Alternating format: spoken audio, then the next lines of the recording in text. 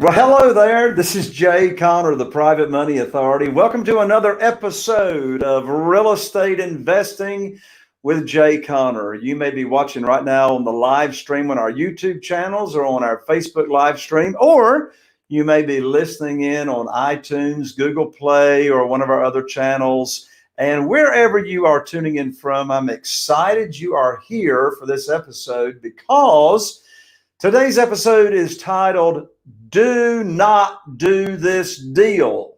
Do not do this deal.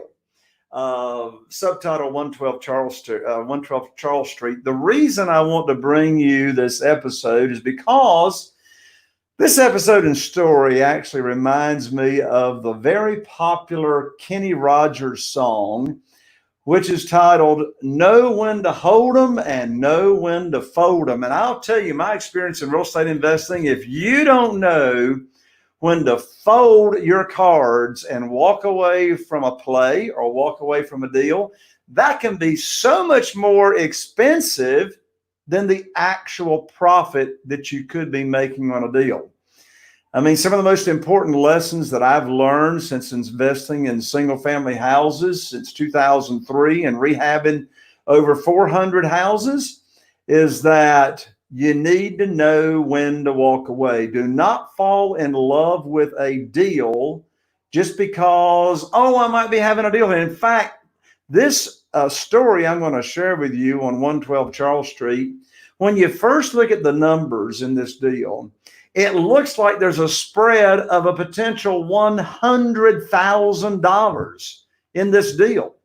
But when you analyze the deal and you do your due diligence and you follow the steps that I'm going to lay out to you right now, step by step, you will see how this has not got a potential of $100,000 profit, but in reality, it's got a loss of over $20,000 when you analyze the numbers. So before I dive into this deal with you, for those of you that are brand new to Real Estate Investing with Jay Conner, here on the show, we talk about all things real estate investing, how to find deals, how to get them funded without relying on banks or mortgage companies or your credit, how to sell houses fast, how to automate the business. And here on the show, I have amazing guests most of the time. We talk about all kinds of real estate. We talk about storage units, we talk about land deals, commercial deals, single family houses, and everything that relates. Now, if you happen to be by chance be tuning in on the live stream right now, go ahead and tell us where you're tuning in from right now. Type in your city and state and say hello to everybody. Leave a comment, leave a question. As I go through this deal, if you got any questions and you're actually tuning in live, go ahead and type in your questions and I'll get your questions answered. And if by chance you are listening to the show either on iTunes or Google Play, be sure to subscribe, rate, and review on iTunes. I really appreciate you subscribing. Also, if you are watching on YouTube, be sure and subscribe and tap that little bell so that when we go live, you'll be notified and not miss out on Real Estate Investing with Jay Conner, the guests that I have on here, and the fantastic information and training that we provide absolutely for free in this world of real estate investing and education. By the way, if you would like to, hey, Rob from Greenville, North Carolina, glad to have you on. If you would like to get plugged into funding for your real estate deals without relying on banks or credit or mortgage companies, I've got a free online class waiting for you to go to at the end of the show. You can head right on over to www.jayconner.com/money podcast. That's Jay Conner, JayConner.com/money podcast. And on that training, it's only about an hour long. I'll reveal the 5 easy steps. It is from going from zero funding to having in the hundreds of thousands of dollars in funding right away, very quickly, again, without relying on credit, banks, mortgage companies, or your experience. All right, let's go ahead and jump in to this case study. This is a deal that I just, within the last few days, I said, no, this is not a deal. So let's dive in and why, and the lessons that you can learn from it. So first of all, 112 Charles Street.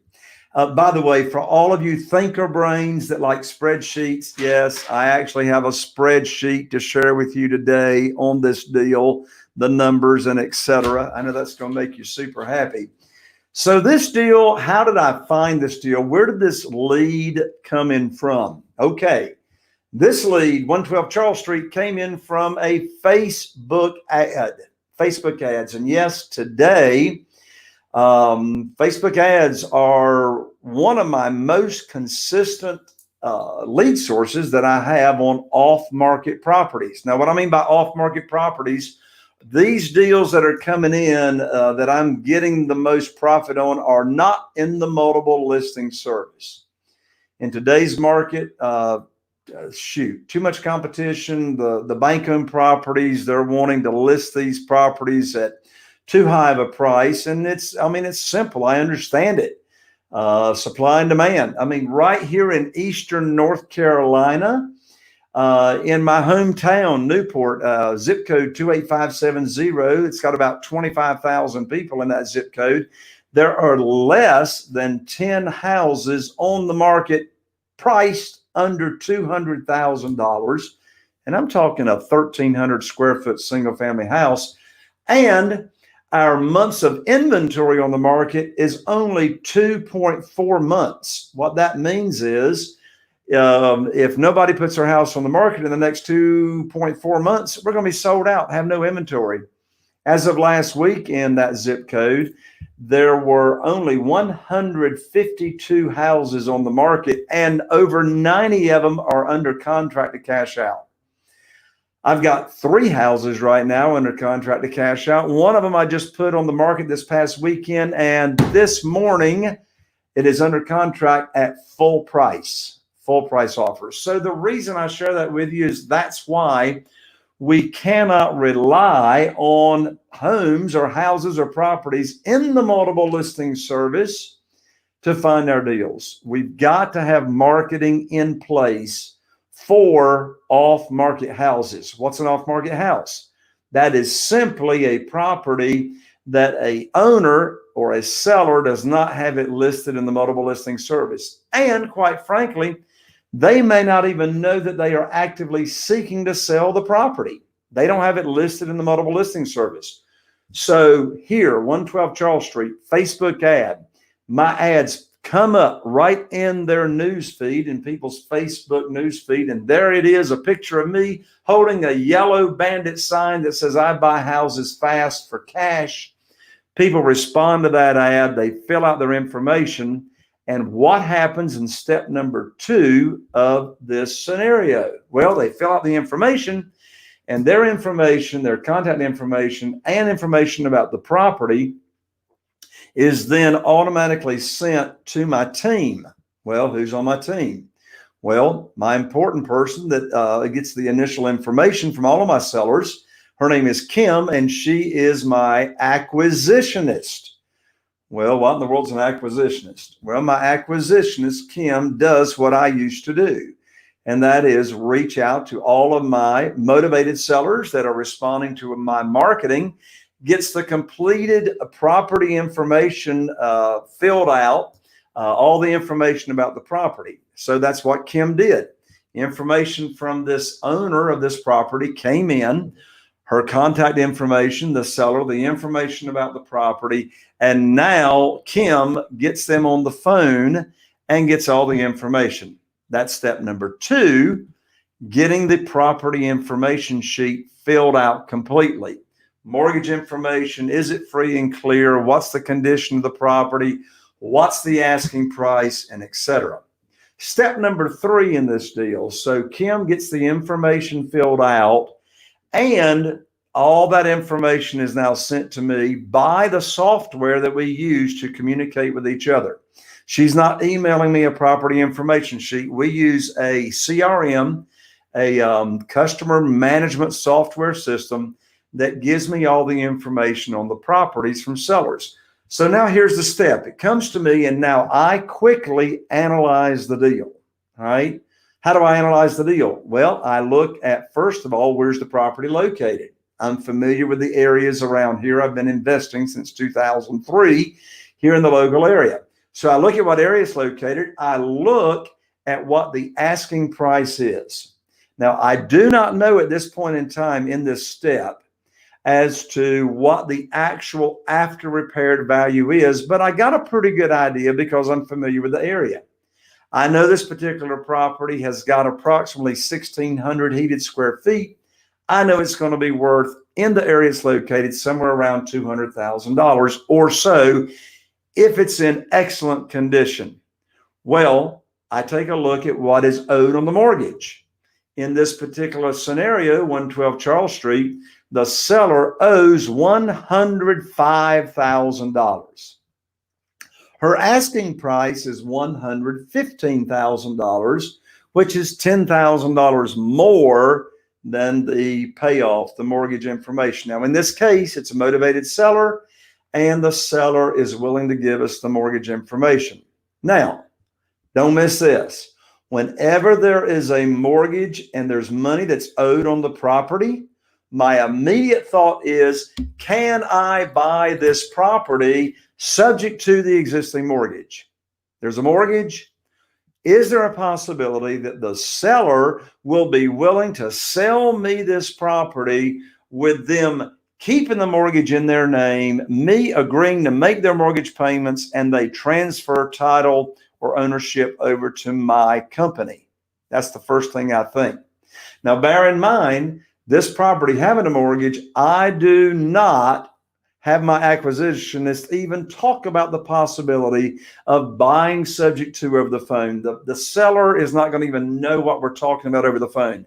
I reserve the conversation of buying subject to the existing mortgage when we are in person with the seller of that property. So here I am in step 3. I'm analyzing the deal quickly. What do I think is the ballpark after repaired value? How much are they owed on this? How much are they owing? Well, they're asking $115,000. They owe $105,000. So even at $115,000, I'm going, wow, it's probably going to be worth about $200,000.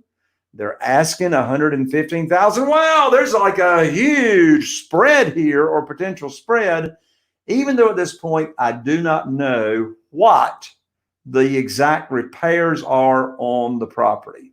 So that's step number 3. I do a quick little overview. Does it look like there's a potential deal, a potential spread?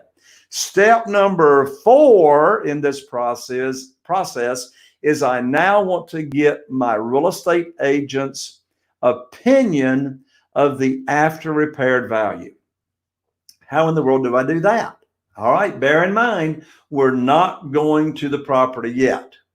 Now, at this point in time, prior to step number 4, I'm communicating with my acquisitionist, and I'm telling Kim, please let the seller know I have reviewed the numbers. It looks like there's a possibility we can do a deal here.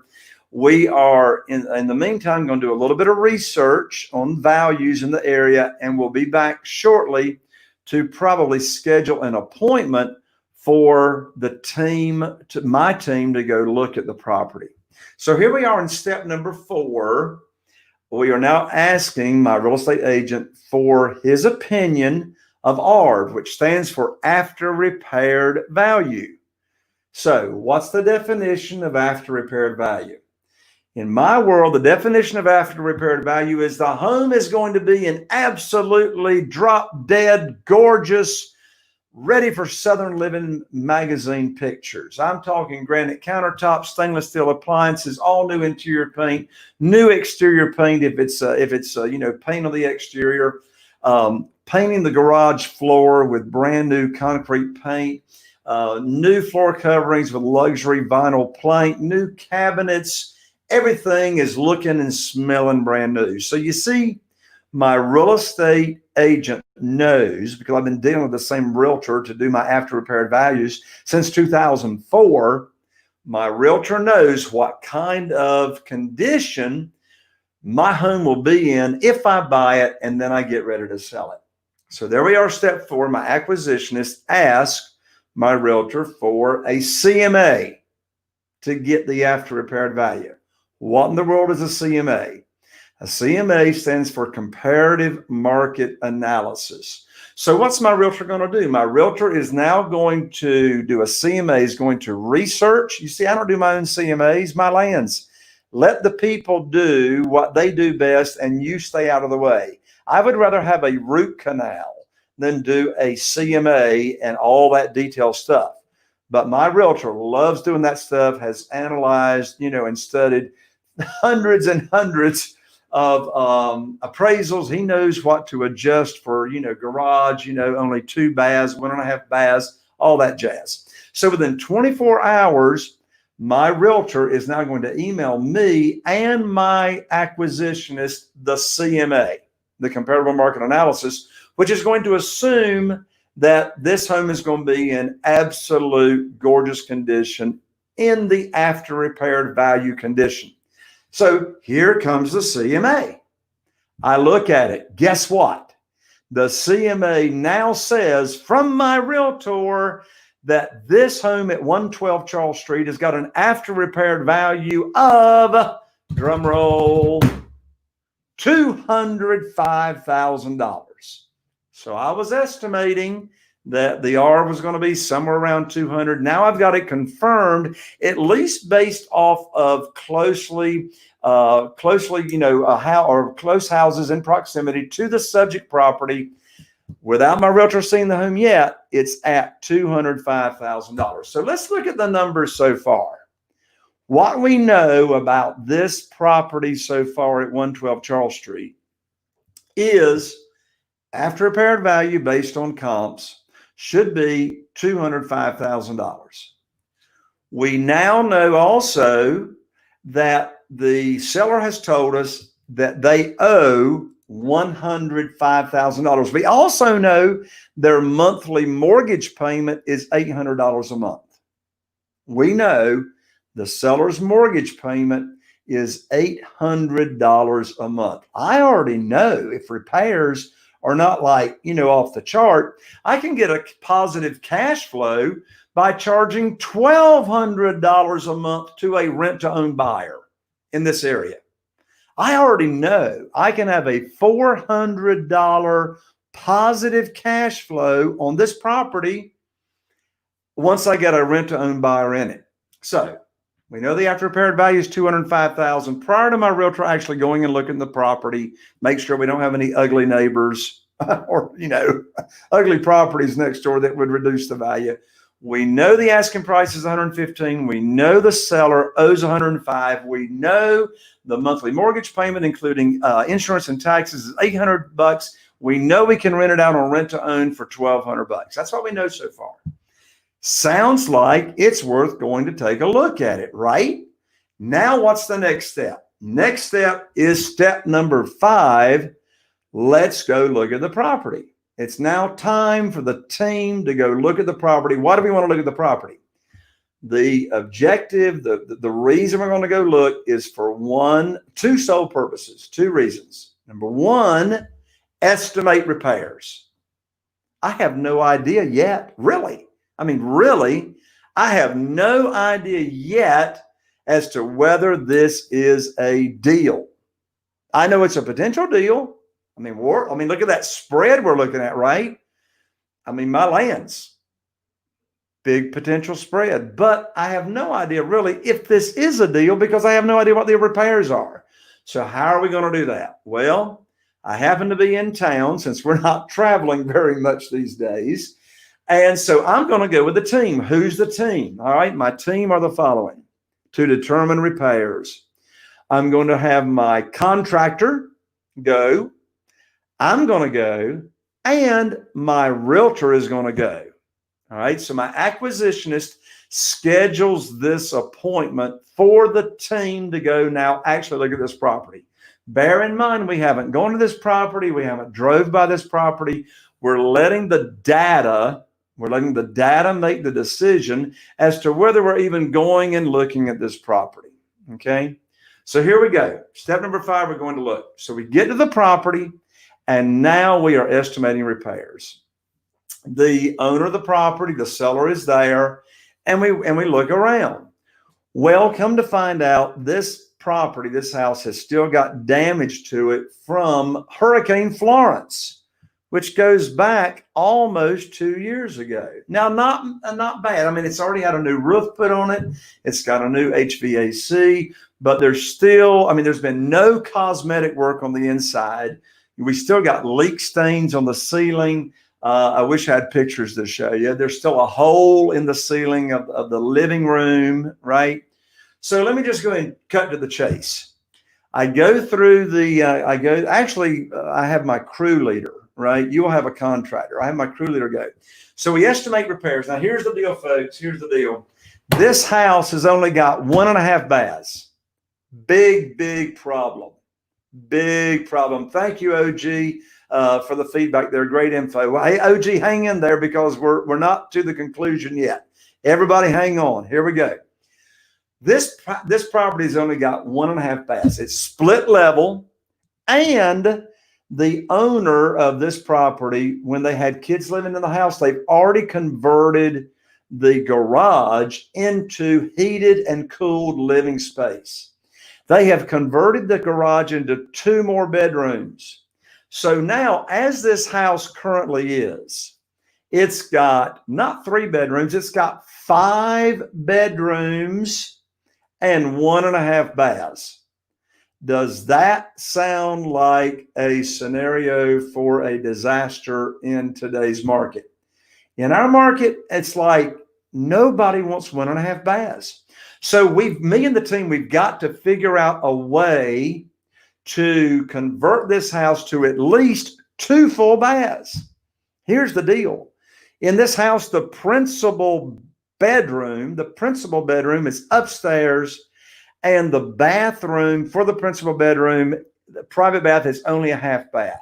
Oh my lands. And it's only a half bath, and the principal bedroom is not that big. You cannot put a king size bed in this bedroom that I'm talking about. So now we have to approach this property about where we're going to put a full bath. So the best scenario we can come up with is convert the garage that's already been converted into heated and cool space, convert this garage into the principal bedroom suite with a large principal private bathroom. So we estimate it's going to be $10,000 at least to convert that garage that's already been converted into 2 bedrooms into a complete principal bedroom bathroom suite. That would leave still, see, all the bedrooms are upstairs right now.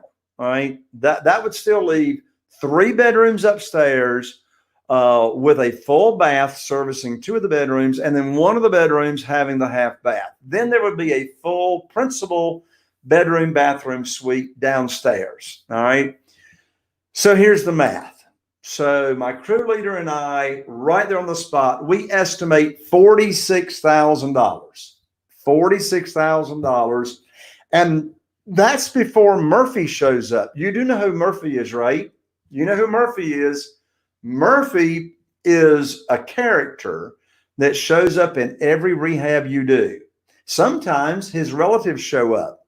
Grandparents, cousins, sisters. You have all these unexpected expenses. So I always calculate at least $10,000 in unexpected repairs, also known as Murphy repairs. Yes, watch for Murphy in every property.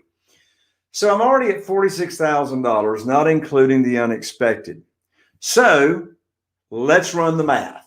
Let's run the math. By the way, before we run the math, I want to share with you my conversation that I had with the seller of this property before I left the property. And before we leave, I always tell the seller that we're going to do our research and we'll come back to you within 24 hours with our best offer. Now, if you're in a competitive market, you need to make your offer to the seller while you're there, right there in front of them, before your competition shows up and makes an offer. All right. Very, very important. Go under contract right there and then if you can.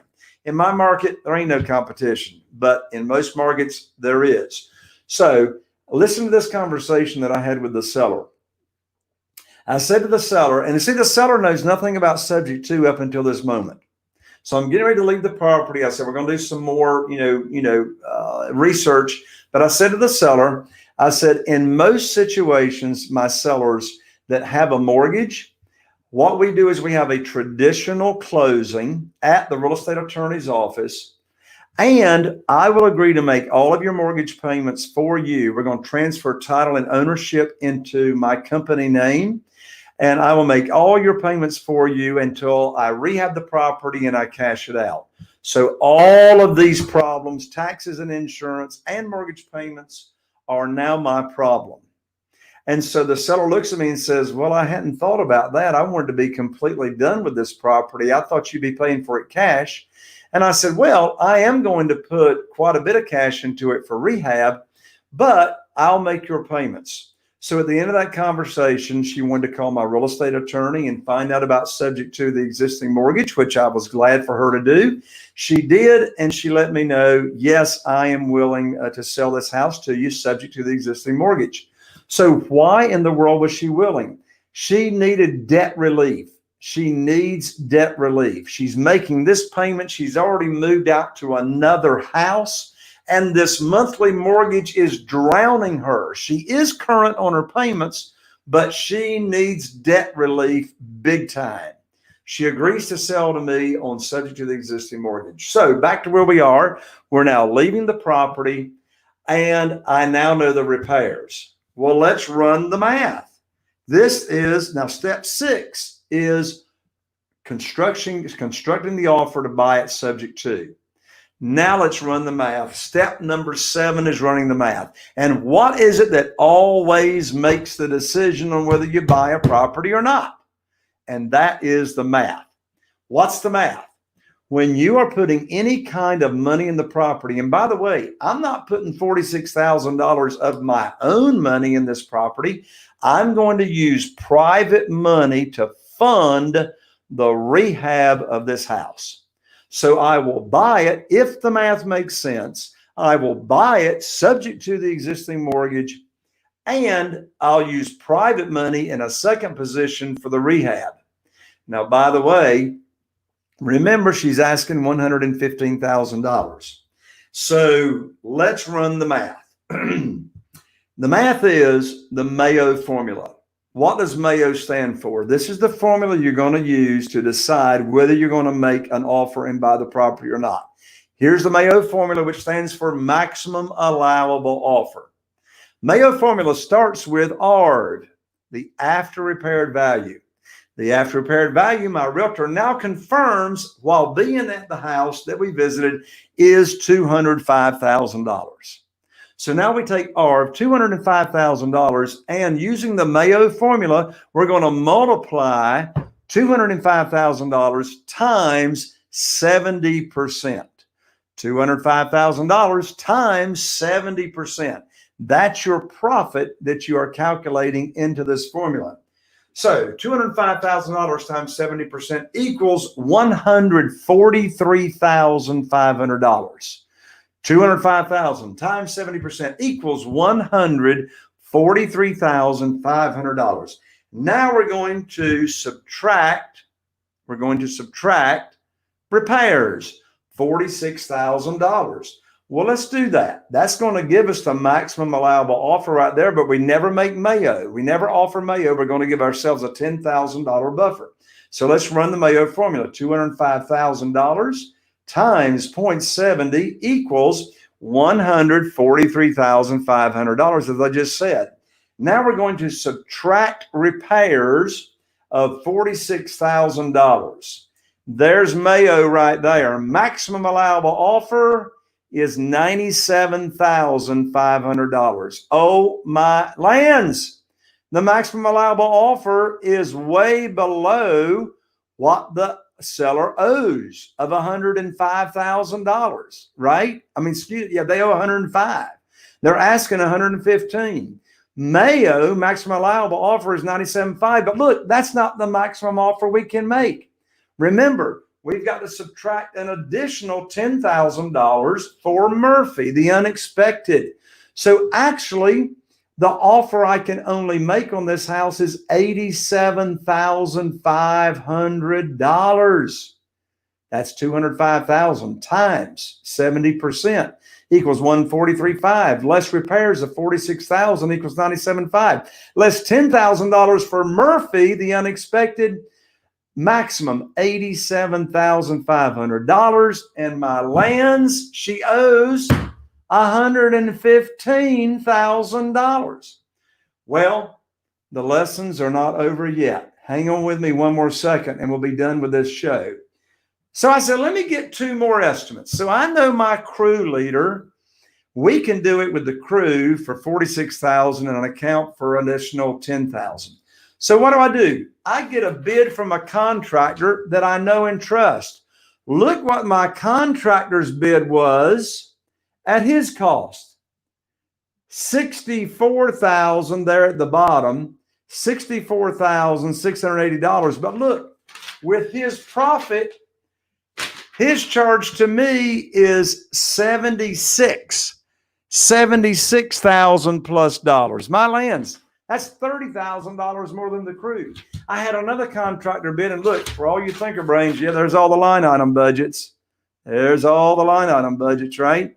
Had another contractor come in at $66,000, so I confirmed that me and my crew were coming in at the best at $46,000. What's that lesson learned? Always get multiple bids just to be sure you're getting the very best deal, right? So there you have it, folks. The math makes the decision. $87,000. And look, that's not even taking into account that that does take into account converting the half bath, to a full bath. So I looked at this a different way. I said, look, what if I don't do that garage conversion? Why don't I just, do the rehab and sell it on rent to own? Well, my lands, my repairs are still at $36,000. I looked at doing it on a work for equity. Too much work to do. So we sliced it, we diced it, we carved it up every way that we could. And now step by step, in this example of 112 Charles Street, when to hold them and when to fold them. There you have it, folks, another episode. If you liked this episode, be sure and subscribe, rate, and review. Give us some comments there if you're on YouTube. If you're listening to us on iTunes, Google Play, be sure and give us some feedback. We appreciate all your feedback, and I appreciate you being here. I'm Jay Conner, the Private Money Authority, wishing you all the best, and here's to taking your real estate investing business to the next level. I'll see you on the next episode of Real Estate Investing with Jay Conner. See you on the next show.